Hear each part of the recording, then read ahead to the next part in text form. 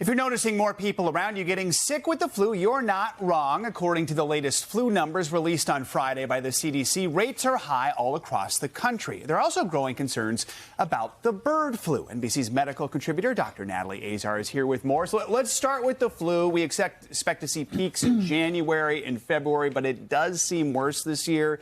Is it? What's going on? Yeah. If it feels a little bit worse this year, it's because we're seeing numbers that we really were more accustomed to pre-pandemic. When COVID was around, it kind of disrupted the flu transmission. So yes, we are seeing higher numbers generally, but not like, historically high numbers. But nonetheless, 24 million illnesses so far, 310,000 hospitalizations, and 13,000 deaths. Why is this happening? Well, again, now COVID's kind of taking a back seat, so flu is definitely experiencing resurgence, and we're seeing low vaccination rates across the board. Take a look at this. For flu vaccination rate in children, we're below 50%. In 2020, that number was 58%. Jeez. And, we've had 10 pediatric flu deaths just in the last week, 57 overall. Parents, caregivers, please get your children vaccinated. And for grown-ups, you can see these numbers as you get older. Your likelihood to get vaccinated also increases. It is not too late. It is not too late, let me say that 2 or 3 times, to get your flu shot. We have not peaked yet. We still expect this flu activity to continue for the next few weeks. Yeah, we just had the bout of the flu go through our kids this week. It's no fun. Everybody fortunately well now. Let me ask you about bird flu, if I can, for a moment. We've been witnessing the impacts on your pocketbook, right?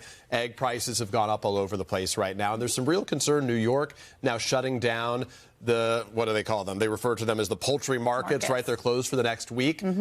67 people have been infected. 1 person in the U.S. has died. A person has died. How concerned should we be about bird flu? So I think what the message that I'd like to send to our viewers is that if you are at home and you are not a dairy farmer, you don't have live birds in your backyard, that kind of thing, it's not an immediate threat to your health. But the reason that we're concerned and what sort of made the news this week was that there was a more virulent strain that was found and detected for the first time in dairy cattle in Nevada.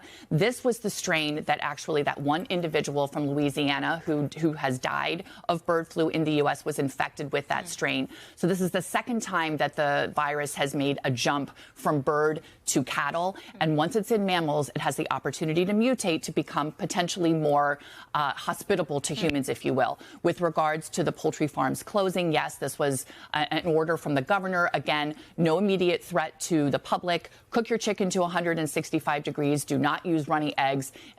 Everyone is safe, but this is really a measure of precaution that she is taking. Always helpful to have your tips. Appreciate it, Dr. Azar. Hey, thanks for watching. Don't miss the Today Show every weekday at 11 a.m. Eastern, 8 Pacific on our streaming channel, Today All Day. To watch, head to today.com/allday or click the link right here.